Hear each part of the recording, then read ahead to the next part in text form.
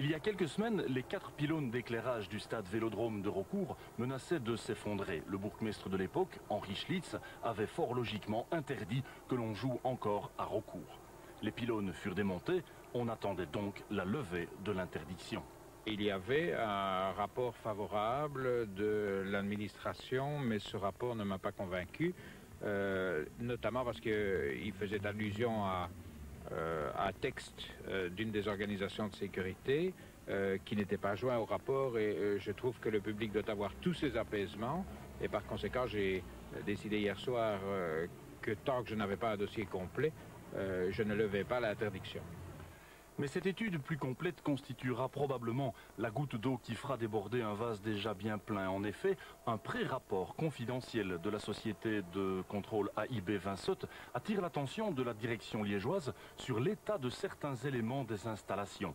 Entre autres, le toit de la tribune debout, les marches des travées, les barres d'appui pour spectateurs, certaines structures métalliques de la tribune assise et les fondations de la piste du Vélodrome. Si le montant des éventuels travaux de rénovation s'avère trop élevé, le stade de Raucourt sera fermé. Tant du point de vue sportif que financier, ce serait une catastrophe, mais personne ne veut non plus d'un Furiani numéro 2. C'est une raison supplémentaire d'être prudent. Je dirais que dans des affaires où il y a des intérêts qui sont en jeu, je suis doublement prudent. L'étau se resserre donc de plus en plus sur le matricule numéro 4. Son conseil d'administration ce soir aura fort à faire. Avec nous en studio, Pierre-Yves Depré. Bonsoir Pierre-Yves. Vous suivez attentivement le dossier du Royal Club liégeois et la première question qui s'impose, je suppose que les finances, l'état des finances figureront également à l'ordre du jour de ce fameux conseil d'administration. C'était même le premier point à l'ordre du jour, avant qu'on apprenne ce matin évidemment la position de Jean-Maurice Dehousse. Cet état des finances, eh bien, il s'est fortement dégradé. Il faut se souvenir qu'à l'entre-saison, les banques qui au départ avaient dit on en restera là, avaient donné un rabio, une nouvelle chance au Royal Club liégeois pour bonne gestion. On avait vendu beaucoup de joueurs, on avait effectué aussi une gestion drastique, ça allait donc beaucoup mieux et on avait prévu, en accord avec les banques, de ne perdre cette saison-ci que 25 millions.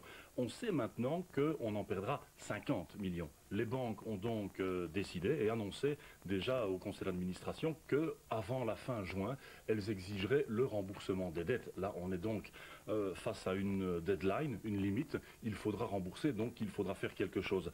Il faut également peut-être rappeler la présence toujours dans ce conseil d'administration en tant qu'administrateur délégué d'André Marchandise, qui est toujours aussi l'actionnaire majoritaire à Raucourt.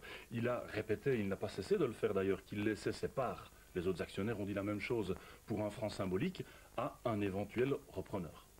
Alors les rumeurs les plus folles circulent pour le moment dans la cité ardente. On parle de mise en liquidation, de faillite, de fusion avec Serein, d'installation même éventuellement du club fusionné au Standard. Alors qu'en est-il exactement? Eh bien, on parlait d'André Marchandise, c'était pour dire qu'il avait attendu vainement un repreneur. On sait maintenant qu'un repreneur, il n'y en aura pas. Il n'y a plus de contact depuis plusieurs semaines maintenant. Alors, il n'y a pas d'autre solution, puisque les banques veulent recouvrer leur argent, leur prêt. Eh bien, il va falloir faire quelque chose. Il va falloir probablement vendre des terrains, des joueurs ou les deux, mais en espérant de sauver l'essentiel, à savoir le club, le matricule peut-être, l'école des jeunes également. D'où l'idée qui est en cours. Et ce n'est pas qu'une supputation de journalistes.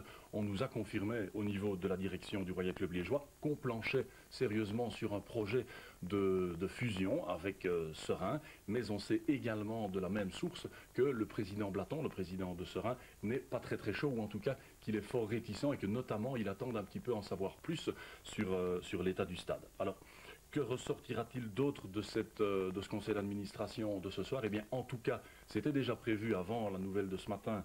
On décidera de convoquer une assemblée générale extraordinaire. Et puis, la question évidemment qui reste pendante, c'est contre le LIRS le 21 janvier, jouera-t-on à Raucourt ou ailleurs?